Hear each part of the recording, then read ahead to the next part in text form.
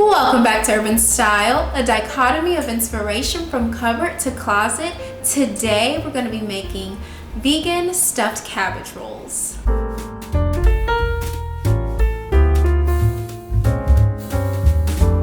So literally all this time when I would make stuffed cabbage rolls in the past, I thought they were originally an Italian dish, but I actually looked back and fun fact, they're actually originated in Germany. So the Jewish culture used to always make stuffed cabbage rolls, but throughout Europe they incorporated and learned how to make different versions depending on the country. So that's a fun fact. So today I'm bringing you just that, stuffed cabbage rolls, but we're going to do it vegan style this time. I've incorporated some Beyond Beef or meatless beef.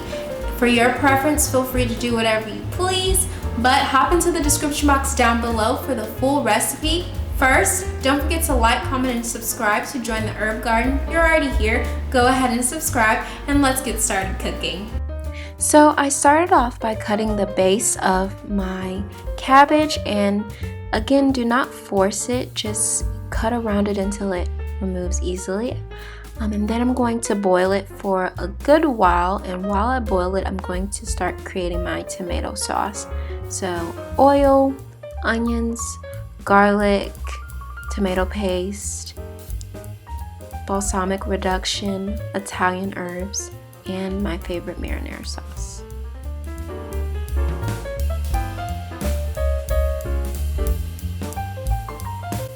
So as we allow the tomato sauce to cook and the cabbage to soften, we are going to combine our filling with our plant-based beef. Be sure to check the description box down below for the full recipe. We're going to begin prepping our baking dish. Try not to make a mess, but with the tomato sauce, just coat the base. And then we're going to prep our cabbage rolls. So you want to cut the core or the spine of each leaf and form about a V shape, and then get about 2 tablespoons of filling and then roll. So large cabbage head is preferred.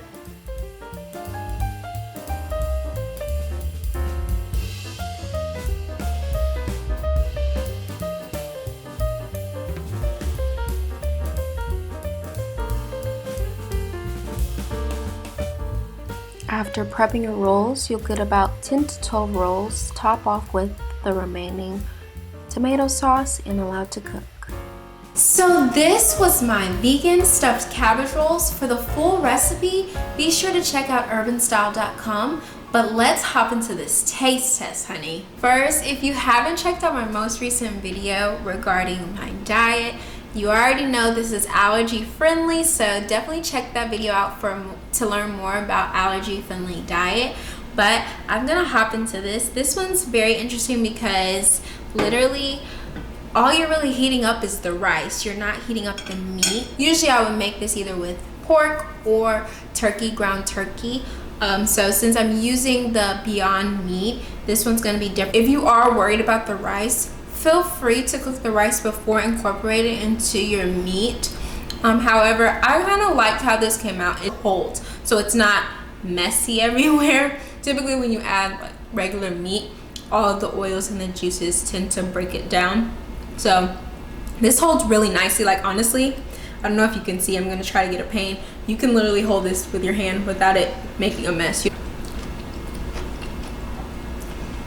Ooh, am I gonna mess? Maybe you will make a mess.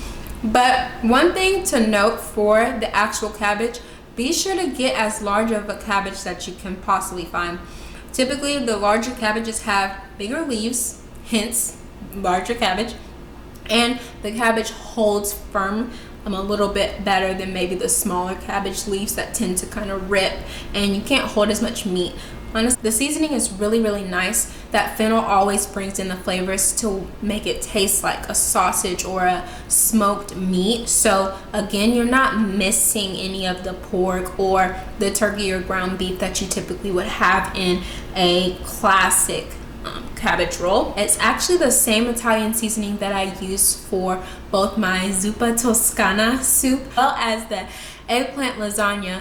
Like I said, I think I made this a little bit more on the Italian side than the classic German side, but It tastes really, really well, and the seasonings come together really nicely. Fun fact, I did add in a little bit of adobo, but don't worry, if you don't have adobo, the arrowroot did its job. It took place of the egg that you typically would put in there. So again, this is a great meatless recipe. You're getting all of the heartiness of it, as well as not having to worry about having to unbuckle your pants at the end of it. So I hope that you all enjoyed this video. Before I eat the rest of this meal, if you enjoyed this video and you tried this recipe out, first be sure to like, comment, and subscribe. Feel free to follow Herbenstyle on Instagram, Pinterest, and Facebook. Thank you for joining Herbenstyle, and always be sure to own your style.